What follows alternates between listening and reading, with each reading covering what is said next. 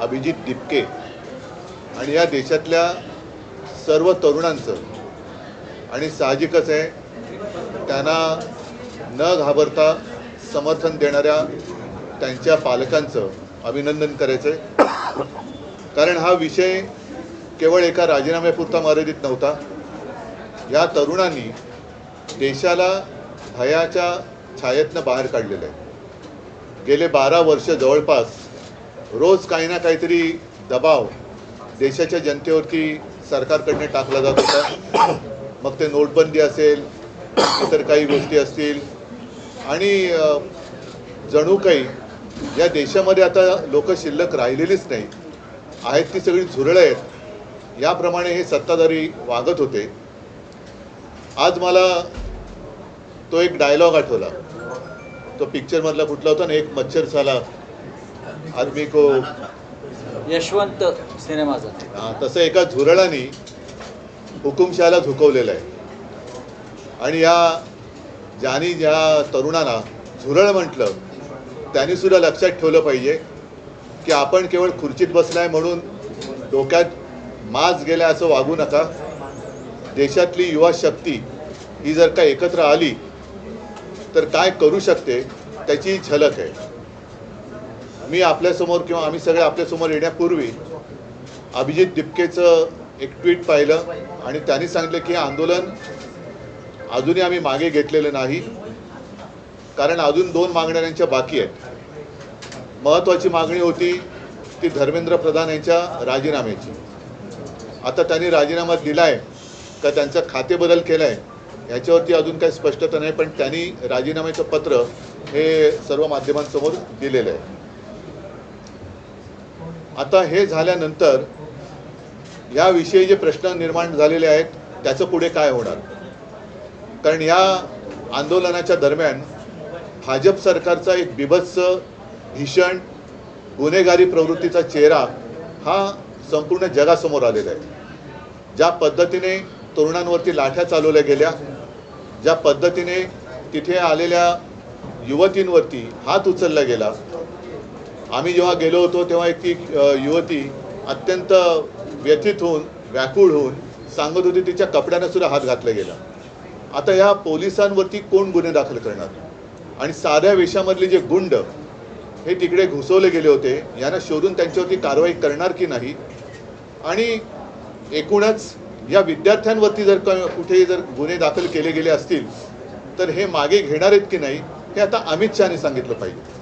कारण या पोलिसांवरती ज्यांनी दंडुकेशाही केली, या तरुणांवरती लाठ्याकाठ्या चालवल्या, त्यांच्यावरती जर का कारवाई होणार नसेल तर मग कदाचित ही तरुणाई आता धर्मेंद्र प्रधानांकडनं अमित शहांकडे त्यांचा मोर्चा वळवल्याशिवाय राहणार नाही। असो, मला असं वाटतं की या तरुणांना खास धन्यवाद दिले पाहिजेत। याचं कारण असं, परत एकदा सांगतो की या देशामध्ये जणू काही आता लोक राहतच नाहीत, ही सगळी झुरळं आहेत। आपण काही केलं, कशी मस्ती दाखवली तरी हे चालून घेतली जाते। हा जो काही एक समज किंवा हा जो एक भ्रम भारतीय जनता पक्ष आणि त्याच्या मस्तवाल सत्ताधाऱ्यांनी निर्माण केला होता, ते चित्र यांनी भुईसपाट करून टाकलेलं आहे। म्हणून यांना मी पुन्हा एकदा धन्यवाद देतो की या देशामध्ये आधुनिक क्रांतीची ठिणगी विझलेली नाही, आधुनिक क्रांतिकारक जन्माला येऊ शकतात त्याची एक चुणूक या निमित्ताने संपूर्ण जगाला आपल्या देशातल्या तरुणांनी राखून दिलेली आहे। उद्याचा मार्च आहे हा नक्की होणार आहे, कारण हे एक महत्त्वाचं पाऊल आहे।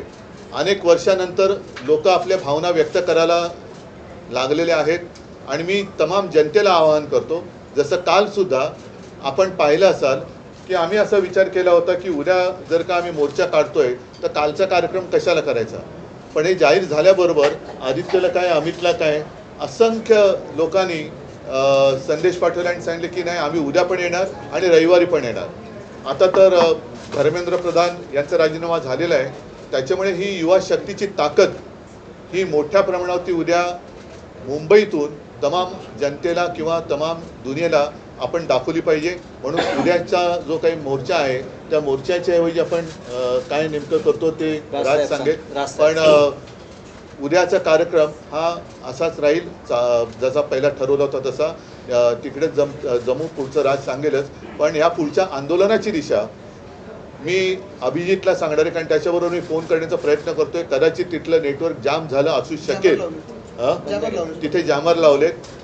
त्याच्यानंतर त्यांच्याशी बोलून अभिजित आणि त्याचे सहकारी काय ठरवतील त्याच्याप्रमाणे सगळेजण पुढे जातील. उद्या शिवाजी पार्क मैदानामध्ये वीर सावरकर मार्गावरती तिथेच व्यासपीठ असेल. उद्या तिथून सिद्धिविनायकला जे जाणार होतो तर तिथेच असेल आणि तिथेच सगळेजण जमतील आणि तिथेच खरं तर हा या तरुणाईचा हा विजय आहे, खूप मोठा विजय आहे. याचं जर एका वाक्याचं वर्णन करायचं झालं तर या जेनझीनी सरकारच्या झिंज्या उपटलेल्या आहेत आणि त्यांना जमिनीवरती पूर्णपणे आणलेलं आहे. हा मला असं वाटतं खूप मोठा विजय या तरुणांचा आहे. त्याच्यामध्ये दिपकेंचा त्याच्यामध्ये खूप मोठा वाटा आहे आणि जे आज राजीनामा कधी कुठच्याही गोष्टीला मस्तवालपणे उत्तर देणारं जे सरकार आहे त्या सरकारला माघार घ्यावी लागली एवढ्या मोठ्या प्रमाणावरती. एवढं मोठं आंदोलन आज देशभर उभं राहिलं आहे आणि त्याचा जल्लोष मला असं वाटतं होणं गरजेचं आहे आणि त्याच्यासाठी म्हणून उद्या सगळेजण शिवाजी पार्कला तिथे जमतील. आतापर्यंत जो रोष होता तो केवळ धर्मेंद्र प्रधान यांच्यावर नव्हता, तर आता रोष जो आहे तो पंतप्रधान यांच्यापर्यंत. मी कालच म्हटलं होतं की हा जो राग आहे आता हा प्रधानांवरून पंतप्रधानांवरती गेलेला आहे. आणि एक गोष्ट तुम्हाला सांगतो की याच्या पुढचे जे काही निर्णय आहेत हे मला असं वाटतं अभिजित दिपके हे जे घेतील त्याला आमचा पूर्णपणे पाठिंबा असेल. त्यांनी ह्या गोष्टी सुरू केलेल्या आहेत, निर्णय त्यांनीच घ्यायचा आहे आणि ते ज्या प्रकारचे निर्णय घेतील त्याला मला असं वाटतं देशातला तरुण पाठिंबा देईल. साहेब, ही घटना राजीनाम्याचं पत्र दिल्यानंतर देवेंद्र फडणवीसांना अमित शहानी दिल्लीत बोलावून घेतलेलं आहे. कदाचित महाराष्ट्रामधून पुढचा शिक्षण मंत्री असण्याची शक्यता वर्तवली जाते, तर याच्यावर तातडीने बोलवून घेतलं. तुम्हाला काय वाटतं? तुम्हाला जेवढी बातमी कळली तेवढीच आम्हाला कळली आहे. ह्याच्या पलीकडे आम्हाला काहीच माहीत नाही. राजसाहेब आणि उद्धवजी, तुम्ही महाराष्ट्रातले प्रमुख राजकारणी आहात, असं अचानक तातडीनं देवेंद्र फडणवीसांना दिल्लीत त्यांचे पक्षश्रेष्ठी बोलवतात धर्मेंद्र प्रधानांच्या राजीनाम्यानं. तुमचा अंदाज काय? नाही काय हे बघा, आता हे इतक्या वेळा गेले आहेत आजपर्यंत बरं का. त्यांच्यामध्ये तर इतकं ती चुरस आहे की शिंदे गेले की मग ते आले परत की फडणवीस जातात, मग फडणवीस आले की परत शिंदे जातात. त्याच्यामुळे हे खूपदा झालेलं आहे. आत्ताच्या सिच्युएशनमध्ये हे का गेलेत मला असं वाटतं त्यांनी सांगितल्याशिवाय आपल्याला कळणार नाही किंवा तिकडे काय वरती निर्णय झाल्याशिवाय आपल्याला आत्ता काही कळणार नाही.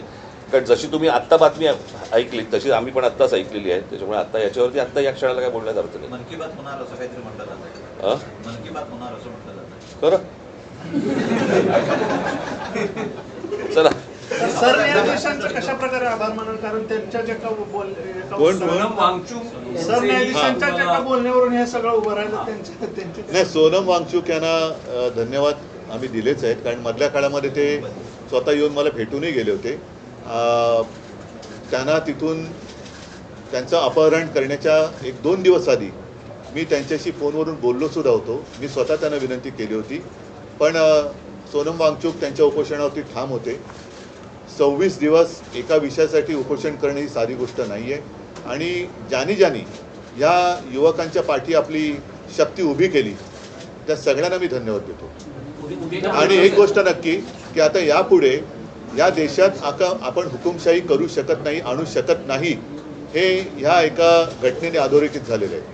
ज्या वेळेला हुकुमशाही करण्याचा प्रयत्न करेल त्यावेळेला हे तरुण त्याला चिरडून टाकल्याशिवाय राहणार नाही.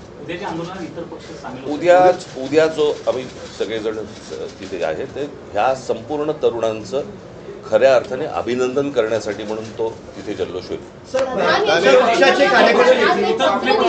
पत्रामध्ये त्यांनी उल्लेख केला आहे की मी कधी असं विचार करत होतं की मुलांचं भविष्य खराब व्हावं, जे माफी आहेत त्यांच्या हातून तर कधीच मी विचार करत होते की मुलांचं भविष्य खराब व्हावं. प्रधान यांनी राजीनामा पत्र देताना मी तुम्हाला एक गोष्ट सांगतो, कदाचित तुम्हाला माहिती असेल, याच्या अगोदर ज्या वेळेला भारतीय जनता पक्ष ज्याला विरोधी पक्षामध्ये होतं, रेल्वे अपघात झाल्यावरती ते रेल्वे मंत्र्याचा राजीनामा मागायचे की नाही?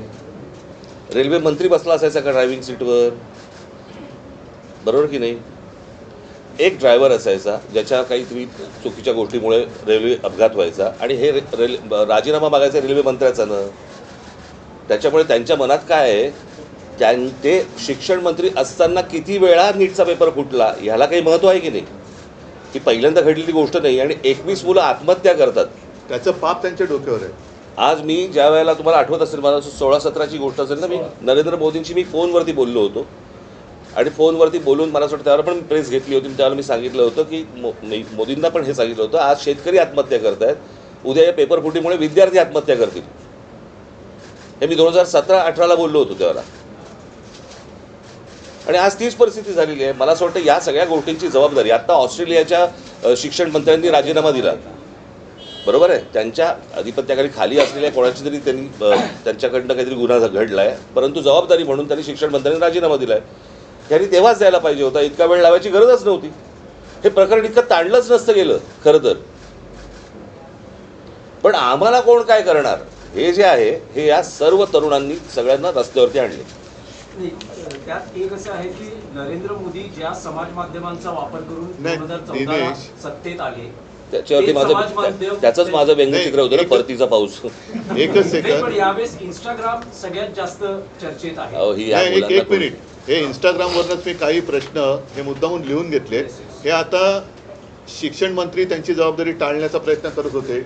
आता हे प्रश्न हे देशाच्या गृहमंत्र्यांना विचारले पाहिजेत, कारण दिल्लीचे पोलीस हे त्यांच्या ताब्यात आहेत, केंद्राच्या. म्हणून एक इंस्टाग्रामवरती मुलांनीच विचारलेले प्रश्न आहेत की पाण्याचे फवारे का वापरण्यात आले नाहीत दिल्लीमध्ये, खिळ्या असलेल्या लाठ्या का वापरण्यात आल्या, त्याच्यानंतर पेलेट गननी म्हणजे गोळीबार करण्याचा आदेश कोणी दिला, तरुण महिलांवरती पुरुष पोलिसांकडून मारहाण करण्यात येईल इतका बळाचा वापर का करण्यात आला, पोलिसांसोबत नागरी वेशातील काही पुरुष विद्यार्थ्यांना दंडुक्याने का मारत होते, बहुतेक पोलीस अधिकारी नावाच्या पट्ट्या का परिधान केलेल्या नव्हत्या, एका महिलेला मारहाण करताना दिसलेल्या वरिष्ठ पोलीस अधिकाऱ्यावर कोणती कारवाई करण्यात आलेली आहे, त्या दिवशी किती धुरांचे गोळे डागण्यात आले, हे त्याच्यानंतर ते काय करंट द्यायचं काय असतं, नाही दंडुके असतात ना ते. म्हणजे तुम्ही याचे प्रश्न याची उत्तर आता अमित शहानी दिली पाहिजेत. बॅरिकेडनं करंट लावले होते. आज सुद्धा तिकडे नागपूरमध्ये आमच्या एका युवती सेनेच्या कार्यकर्त्याला काल एवढ्या वाईट पद्धतीने मारहाण केले आणि तिथल्या पोलीस राजनीस तो विषय घेतला होता. तिथल्या पोलीस आयुक्तांचे संघाबरोबरचे संबंध आहेत. म्हणजे हे सगळे जे आहे आता टिकणार नाही हा विषय. आता ही लोक ही तरुण ऐकणार नाहीत. पण या प्रश्नाची उत्तरं आता देशाच्या गृहमंत्र्यांनी दिली पाहिजेत. मी काल जे मी म्हटलं ना की विद्यार्थ्यांना शिक्षकांनी हात लावू नये, मारू नये. जर मारलं, हात लावला तर त्याच्यावरती शिक्षकावरती कारवाई होते. मग पोलिसांवरती का नाही? मग दिल्लीच्या पोलिसांवरती का नाही? खिळे लावलेले दंडुके घेऊन तुम्ही जर मारणार असाल मुलांना, वाटेल ते बाहेरची माणसं आणून तुम्ही जर समजा त्यांना बडवणार असाल, त्या पोलिसांपेक्षा हे आदेश कोणी दिले, हे असं करा म्हणून कोणी सांगितलं? जर शिक्षकांवरती कारवाईची जर समजा कायदा असेल तर अशा प्रकारे बरं त्यांनी काय केलं होतं पोरांनी की तुम्ही इतकं मारलं? आता तर काहीतरी म्हणजे जेवण बंद करून टाकलं होतं. इथपर्यंत गेलात तुम्ही. उद्धवजी पंतप्रधान आता इंस्टाग्रामवर जास्त लक्ष देत आहेत. सगळे मंत्र्यांना सांगितलंय. मला असं वाटतं, ऐका एक गोष्ट अशी आहे की स्वतःचं घरदार सोडून दुनियादारी करणाऱ्यांनी मरे घरी पण लक्ष देण्याची गरज आहे. स्वतःची घरं पण त्यांनी सांभाळण्याची गरज आहे. जाऊ रे, पुढचं मला काय बोलण्याची आवश्यकता नाही. इतर ज्या दोन मागण्या तुम्ही आता म्हणालात नाही, या त्यांनी केलेल्या आहेत आणि त्यांच्यासोबत आम्ही आहोत. देखील गुन्हे दाखल झाले, तसेच मुंबईला देखील गुन्हे झाले. तुम्ही पण मला असं वाटतं मी तरी एखादा कुठच्या तरी एक गोष्ट झाली.